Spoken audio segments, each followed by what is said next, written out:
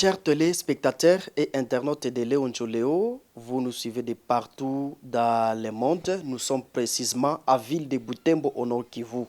Et Léon Joléo Nord Kivu reçoit pour vous Maître Magui Panza, une des facières judiciaires à Ville de Butembo.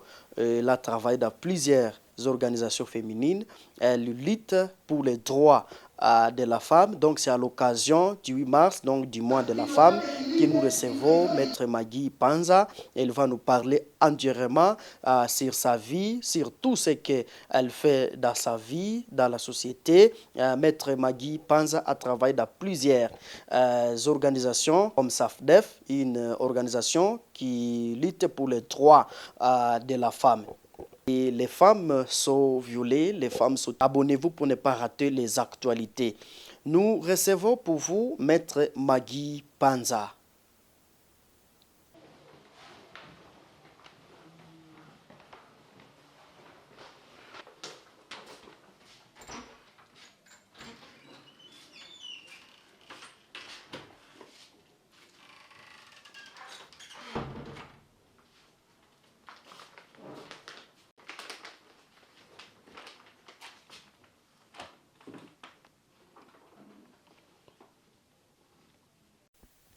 Merci, je suis Maître Magui Panza Aneno.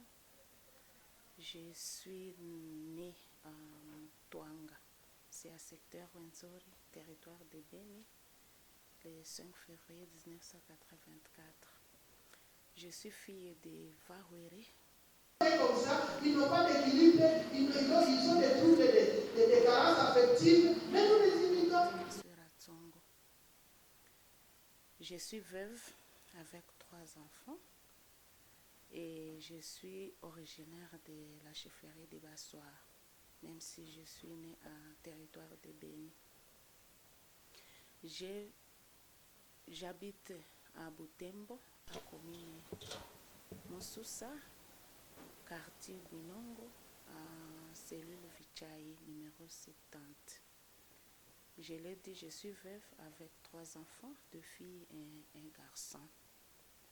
J'ai fait mes études primaires à l'école primaire d'application Nyoki, on appelle Mapendano, et l'école secondaire, c'est au collège Kambali, où j'ai obtenu mon diplôme d'état en section littéraire, option latin philo. Je suis allée faire les études supérieures à l'Université catholique du Graben, à faculté de droit, option droit public interne et international, où j'ai obtenu ma licence. Et après, j'ai fait une année d'enseignement à l'Université de réveil pentecôtiste en Afrique, c'est à Beni. Et puis je travaillais pendant quelques mois au programme pour la promotion de la santé et des soins de santé primaire, PPSP Beni. J'ai été en NRC, Conseil Novergien pour les réfugiés. Ils n'ont pas d'équilibre, ils ont des troubles de carences affectives, mais nous les imitons. En 2012, j'ai prêté serment comme défenseur judiciaire près du tribunal de grande instance de Goma. À l'époque, et notre tribunal était vraiment secondaire, dépendait de Goma, et tout le monde, pour prêter serment, nous étions avec ceux de Goma Beni, puisque les juridictions n'étaient pas encore autonomes. C'est à 2014, quand le tribunal venait d'être autonome, tous les défenseurs judiciaires ont renouvelé leur serment et je l'ai fait aussi. Et c'est à 2010 que j'ai commencé à prester à l'organisation des femmes juristes pour le droit de la femme et de l'enfant. Et j'ai travaillé au cabinet Maître Kati Furaha. Et j'ai évolué comme animatrice principale. J'ai aussi été à la SODPAD comme la chargée d'orientation juridique. Et tout ce temps, je suis avec l'organisation des femmes juristes pour le droit de la femme et de l'enfant. Je suis responsable du département de vulgarisation des textes juridiques et surtout qui sont relatifs aux droits et à la protection des droits des enfants et des femmes. Mais comme l'organisation des femmes juristes pour le droit de la femme et de l'enfant est membre de plusieurs plateformes, Ils n'ont pas d'équilibre, ils ont des troubles, des carences affectives, mais nous les imitons. Plateformes comme le GADOP, les groupes d'associations des droits de l'homme et de paix, où nous avons été membres du conseil d'administration, et la solidarité des associations féminines pour le droit de la femme et de l'enfant, SAFDEF, où j'ai d'abord été secrétaire rapporteur du conseil d'administration, et après, il a plu aux membres de m'élisser comme présidente du conseil d'administration que j'assume jusqu'aujourd'hui. J'ai eu à participer ou à assumer d'autres responsabilités connexes, et comme les missions de consultance, surtout dans la vulgarisation des textes juridiques et sur le droit de la femme et de l'enfant, avec les dynamiques des femmes journalistes de Goma, et en partenariat avec CARE International et dans le territoire de Lubero. J'ai aussi assumé la consultance et dans le dialogue transfrontalier pour la paix dans la région du Grand Lac qui réunissait les ressortissants du Congo, Burundi et du Rwanda. J'ai été consultée dans ce sens-là à Butembo et à territoire de Beni et Lubero. C'était à travers les centres d'études juridiques appliquées de l'Université catholique du Graben. Et j'ai eu à publier plusieurs articles, et à commencer par mes travaux académiques. Et j'ai parlé du pouvoir des vice-présidents à l'époque et du système 1+4, c'était dans la constitution de la transition. J'ai aussi parlé de la responsabilité internationale du Rwanda dans les conflits armés à l'est de la République démocratique du Congo. J'ai publié des articles sur l'avortement en droit congolais, et récemment j'ai parlé de l'hécatombe des femmes déplacées internes, mais j'ai aussi parlé des problèmes invisibles des personnes déplacées internes, surtout dans ces conflits et en territoire de Beni. Et j'ai aussi parlé de heurts et malheurs pendant l'état de siège. Et il y a aussi d'autres articles que j'ai à publier. Mais aussi aujourd'hui, il y a plusieurs textes que nous collectionnons afin de permettre la vulgarisation des textes de loi relatifs aux droits de la femme et de l'enfant, en les réduisant en format de modules ou de dépliants pour permettre une large sensibilisation. J'ai eu à animer plusieurs conférences, à participer à plusieurs activités avec les partenaires et dans le cadre de la représentation et de la FGTF. Voilà en bref ce que je peux dire de moi-même. Oh oui, vous avez sillonné beaucoup d'organisations, vous avez travaillé dans plusieurs organisations. Et vous avez parlé d'une organisation où vous encadrez où vous êtes responsable de l'organisation de femmes juristes qui encadre aussi, je crois, les enfants. Vous avez dit. Et nous sommes dans une région de guerre où les femmes sont maltraitées, et les femmes sont violées. Donc, les femmes sont en train de subir plusieurs exactions. Sur ça, maître, vous êtes juriste, par rapport à ces dossiers, qu'est-ce que vous en dites? Oui, et c'est vraiment alarmant, et cet état de la femme. Bien avant, et quand il y a eu la guerre de libération ou des guerres qui se sont succédées, on pensait qu'il y avait seulement la guerre qui pouvait occasionner des actes de violence sexuelle à l'égard des femmes. Mais on a constaté aussi que même à période de paix ou dans des agglomérations ou qui ont au moins une certaine accalmie, la situation de la femme n'est pas du tout bonne. Elle est victime de plusieurs violations. Et nous avons eu à cet état à vulgariser la, la loi sur les violences sexuelles apparue en 2006. C'était pour venir répondre à cette situation de violence sexuelle, surtout pendant les périodes de guerre. Mais nous avons eu à accompagner plusieurs femmes victimes des violences sexuelles. Vous savez, les violences sexuelles, c'est tout un ensemble des infractions et déjà reconnues par les législateurs congolais. D'autres n'étaient pas incriminés bien avant cette loi-là, mais c'était quand même des faits qui étaient des faits qui n'étaient pas bons. Mais comme la loi ne parlait pas des infractions, on ne pouvait plus en parler. Mais avec cette loi, on a eu à vulgariser, mais aussi à accompagner.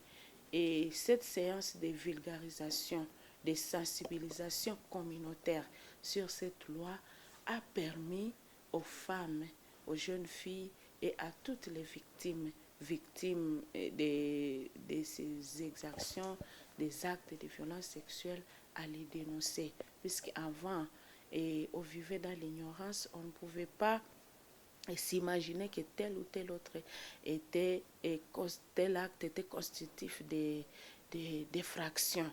Mais avec la vulgarisation, et là je remercie beaucoup les responsables de la FJDF qui nous ont beaucoup accompagnés et qui ont permis que, et même dans les fins fonds et des territoires de Loubert surtout, et dans une partie du territoire de Beni, on a eu à former les leaders communautaires, les habitants sur les violences sexuelles, puisque c'était vraiment un fléau et dont les femmes étaient surtout victimes, même si cette loi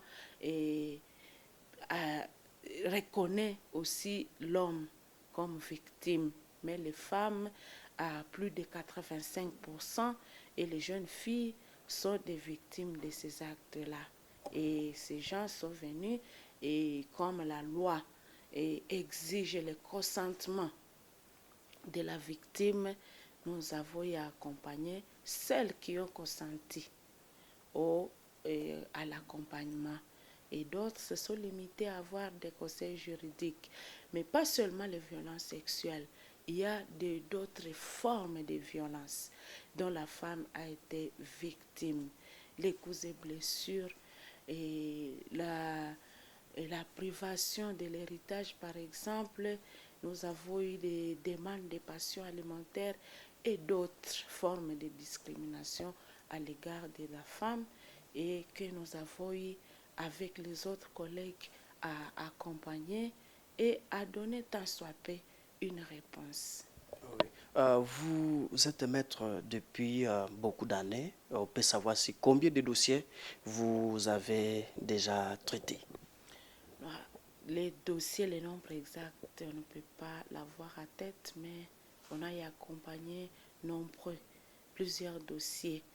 Et la majorité, ce sont les dossiers de violences sexuelles. On a accompagné auprès de plusieurs juridictions, à la police et au parquet, au tribunal. Et comme des façons judiciaires, on n'a pas cette compétence d'accompagner jusqu'à la cour d'appel. Mais les autres collègues et avocats sont allés accompagner les victimes au nom de l'organisation au niveau des instances supérieures. Mais le nombre exact n'est pas vraiment connu puisque les dossiers... Au moins environ combien? En tout cas, une trentaine ou une cinquantaine de dossiers que nous avons accompagnés. Et au niveau même de l'accompagnement juridique, là, on ne peut plus, il y a eu des réconciliations qu'on a organisées, il y a eu des orientations qui ont abouti à la satisfaction des victimes grâce aux orientations juridiques qu'on a eu à donner aux parties qui étaient en conflit. Maître, toujours avec vous, si je ne sais pas si vous avez à dire, madame, et je dis. Je voulais demander, qu'est-ce qui vous avait motivé d'embrasser cette carrière? Oui, je me suis dit, j'étais surtout touchée par le fait qu'il y avait les discriminations à l'égard des femmes. J'ai vu aussi les maltraitances dont certaines femmes étaient victimes, surtout au foyer, même celles qui n'étaient pas au foyer. Mais au niveau même des familles, il y avait ces inégalités-là. Ceci m'a poussé à faire d'abord la faculté de droit, mais aussi à me joindre à ces femmes qui ont pris le courage de s'engager dans la promotion, la protection et la défense des droits de la femme et de l'enfant. Et les objectifs, même la vision, avaient attiré mon attention et avaient rencontré ce que moi-même je ressentais à moi. Voilà pourquoi aujourd'hui, avec tant d'années, je suis toujours dans la carrière et dans le domaine de la promotion, la protection et la défense des droits de la femme et de l'enfant. Oui, vous avez notre vision par rapport à tout ce que vous faites. Vous n'avez pas la vision de faire la politique quelque part? Oui, et ce que nous faisons ne nous exclut pas de faire la politique, mais ce sont des domaines incompatibles. Et donc, comme membre d'une organisation, je suis membre de la société civile et cela ne m'empêche pas à faire la politique si je veux la faire. Mais je dois faire une option. Une fois je vais emprunter la politique, il me faut laisser l'affaire des associations ou de la société civile, puisque les deux ne peuvent pas aller de pair. Mais la politique, tout le monde est appelé à la faire et les femmes dans les organisations, dans la société civile ne sont pas exclues aussi. Elle est vraiment ouverte à tout le monde. S'il peut arriver qu'il y a quelque chose qui m'arrive et cette vocation et de faire la politique, et rien ne m'empêche, mais je dois respecter les normes ou bien j'ai choisi la politique et j'abandonne la société civile. Mais pour le moment, je suis dans la société civile. Alors, depuis votre prestation, cela fait au total combien d'années et quel est le moment qui vous a plus touché ou alors, à part ce moment fort, quelles sont les conséquences que vous rencontrez dans ce métier? Oui, les moments qui ont plus touché, ce sont le premier moment et des prestations où l'adaptation n'était pas facile et on était là et c'est une carrière qui a peu de femmes. On avait peur d'aller vers les instances et on avait aussi peur d'être tracassé par la police, mais aussi en voyant qu'il y avait des violations même de textes et de lois au niveau des instances qui sont censées rendre la justice. Cela m'a beaucoup touchée, ça m'a vraiment marqué négativement.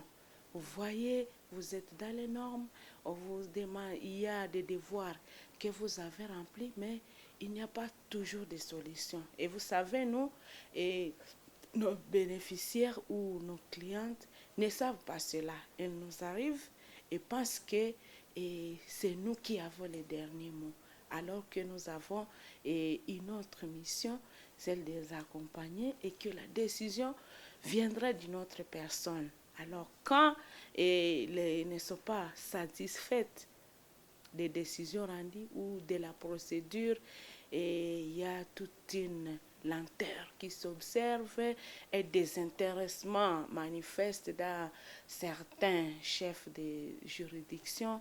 Cela décourage aussi, démoralise la personne qui accompagne. En même temps, ce sont les bénéficiaires ou les clients qui vous appellent, comment ça évolue, et cela peut frustre la personne qui accompagne les dossiers. Et quand vous arrivez, on vous apprend non, telle personne qui a été détenue et car il était suspecté de ceci ou cela, n'est plus à prison, il s'est évadé, alors ça cause des problèmes. Et ça nous a attiré beaucoup de difficultés avec les bénéficiaires de nos actions. Mais aussi, quand vous voulez dénoncer une irrégularité dans la procédure, ça crée aussi des malentendus avec les chefs de juridiction. Alors, de tous les côtés, vous avez des difficultés. Mais aussi, en parlant des droits de la femme, en vulgarisant les droits de la femme, en défendant les femmes victimes, ça nous attire aussi des ennuis avec leurs bourreaux. Et on pense que les femmes sont là et pour apprendre les droits de la femme. Et cela implique l'entêtement de la femme. Et les gens pensent qu'à parler des droits de la femme, nous engageons une bataille, une guerre avec les hommes. Ce qui n'est pas le cas, c'est une mauvaise interprétation. Bon, d'une part de la communauté, de l'autre part des femmes elles-mêmes qui pensent que bon, nous avons le droit, alors nous devons faire ceci ou cela, alors, ce qui n'est pas le cas. Donc, on peut jouir de ce droit, mais aussi en respectant ses devoirs et respectant les droits des autres. Et de tout le temps, on nous dit que nous entêtons les femmes et on dit que nous faisons des violences sexuelles et les fonds de commerce, on nous accuse de ceci ou cela, mais cela ne nous empêche pas d'arrêter notre travail pour la promotion et la défense des droits de la femme. Et le moment le plus fort, maître, durant votre prestation, le moment qui vous a marqué positivement? Nous avons été marqués par la condamnation de certains bourreaux.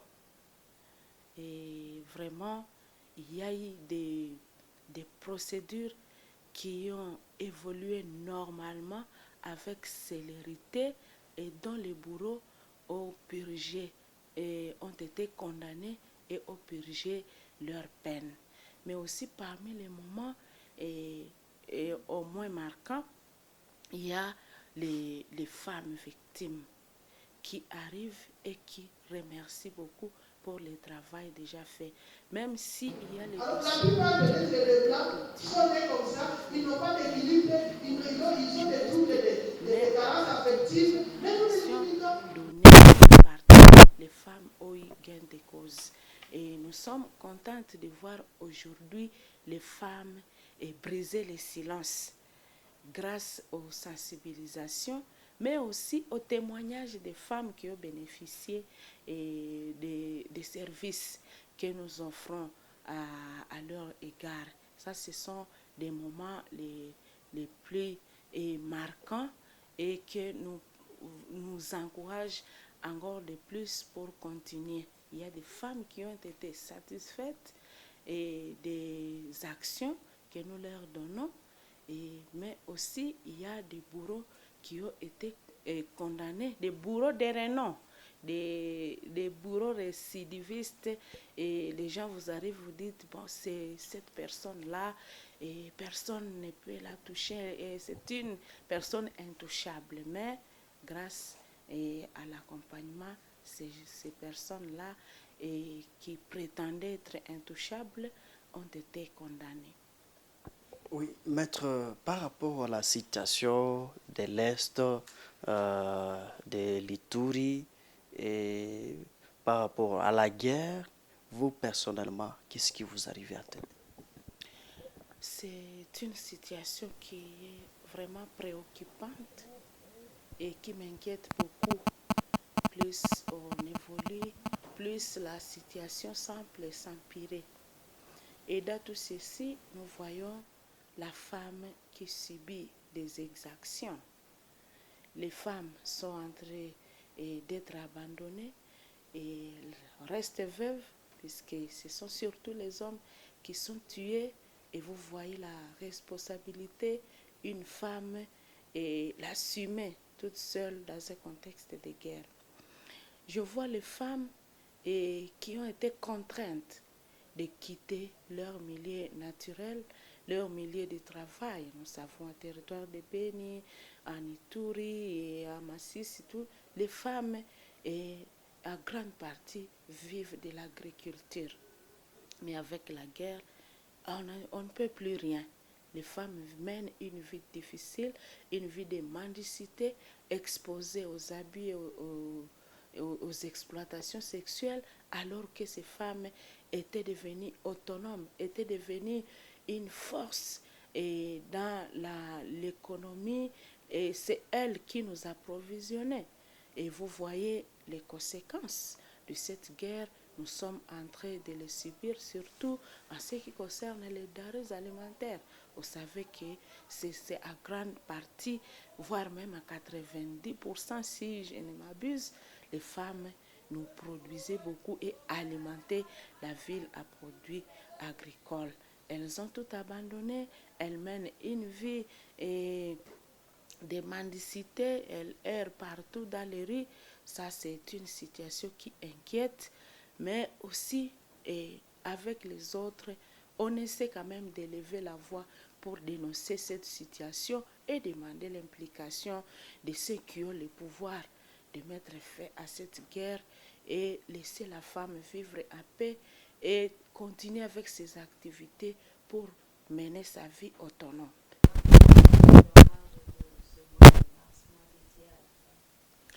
Et les femmes doivent savoir que nous avons les droits au même titre que les hommes. Elles doivent savoir que nous avons des capacités que nous devons développer au service des autres. Et ce qu'on nous a demandé surtout à ce mois de mars, c'est d'insister sur l'autonomisation de la femme. Pourquoi? Puisque une femme autonome est à l'abri au moins de certaines violences. Mais une femme qui entend tout, de X ou de Y, elle est exposée aux violences. Que ce soit en famille, que ce soit en foyer, qu'elle soit mariée ou pas. Et plus vous attendez tout de quelqu'un d'autre, plus cette personne a du pouvoir et peut vous traiter comme il le veut. Mais quand vous êtes autonome et vous avez une contribution que vous donnez aux charges de la famille et vous intervenez aux besoins du foyer, là vous êtes au moins, vous n'êtes plus exposé à diverses violations, même si les femmes qui travaillent et les femmes autonomes à travers les petites activités sont aussi exposées aux violences comme les harcèlements sexuels, mais ce n'est pas de la même chose de cette femme-là qui est toujours là dans l'attentisme et indépendante d'elle-même. Et donc, les violences doivent être réduites et les femmes victimes de ces violences doivent savoir qu'il y a des femmes qui se sont engagées pour défendre leur cause, leur dignité et pour qu'elles jouissent pleinement de leurs droits. Et donc les femmes sont appelées à dénoncer les violences. Les femmes sont appelées aussi à ne pas s'exposer aux violences et par l'autonomisation à travers les activités génératrices des revenus. Ok, nous sommes vers la fin de notre émission Portrait. Maître, comptez-vous encore vous marier? Bon, bien que c'est mon droit, mais je ne compte pas. Au moins pour le moment, ce n'est pas une vision pour moi, me remarier. Et ce qui compte est que j'intervienne pour les besoins de mes enfants et travailler pour la communauté. Et dans les mariages, moi, j'encourage les autres femmes veuves qui veulent se remarier de se remarier. Ce n'est pas un tabou, c'est un droit aussi. Mais personnellement, pour moi, bon, pour le moment, ce n'est pas... Votre profession avec les tâches ménagères. Bon, c'est un peu difficile, oui, mais nous avons trouvé d'autres palliatifs pour concilier nos activités, mais aussi à la charge de la famille. Oui, nous nous efforçons et tant soit peu à intervenir et à exercer certains travaux domestiques, mais aussi pour permettre le bon travail, puisque le travail que nous faisons nous oblige à nous déplacer beaucoup.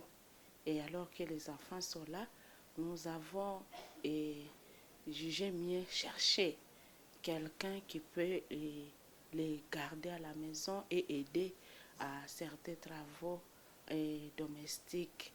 Et nous, à notre niveau, et comme c'est cette personne qui nous aide aussi à mieux travailler, voyons comment l'aider aussi à subvenir à ses besoins. Et donc, c'est une personne qui travaille, à qui nous devons aussi quelque chose à la fin du mois, puisqu'elle nous aide à garder les enfants, à exercer d'autres travaux domestiques. Et nous aussi, nous devons aussi reconnaître ce travail-là que cette personne nous rend. Et quel conseil pouvez-vous donner à ces femmes qui pensent qu'en ayant une profession, au même moment le foyer, on ne peut pas y parvenir? Non, c'est une confusion et voilà pourquoi il y a des femmes qui ont des difficultés de travailler. C'est question de planifier. Et celle qui est aussi en concertation avec le mari, trouver une solution à cette situation. Être une femme travailleuse ne signifie pas qu'il faut laisser la maison très sale, la parcelle très sale, laisser les enfants sales à la maison. On peut toujours concilier, on se réveille le matin, on peut faire quelque chose pour ses enfants et se préparer à aller au travail et laisser quelqu'un qui va veiller sur les enfants, puisqu'on ne sait jamais, il y a des enfants restant seuls, elles sont exposées aussi aux violations, et ce qui nous pousse à avoir quelqu'un qui peut veiller sur ses enfants. Aujourd'hui, nous voyons que la mentalité a évolué et à Ville de Butembo, il y a maintenant des services disponibles, des services de ce genre. Et ces services nous aident beaucoup. Et donc, le peu qu'une femme peut gagner, il peut aussi s'en servir afin de lui permettre de bien travailler, notamment en reconnaissant la personne qui peut aider à certains travaux quand celle-ci est en train de travailler. Merci, Maître, nous vous disons merci. C'est moi qui vous remercie.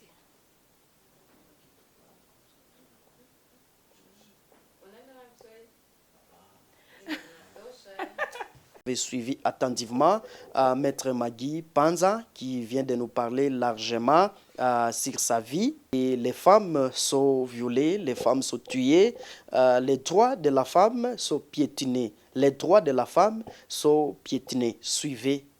Merci de nous avoir suivis. Au revoir.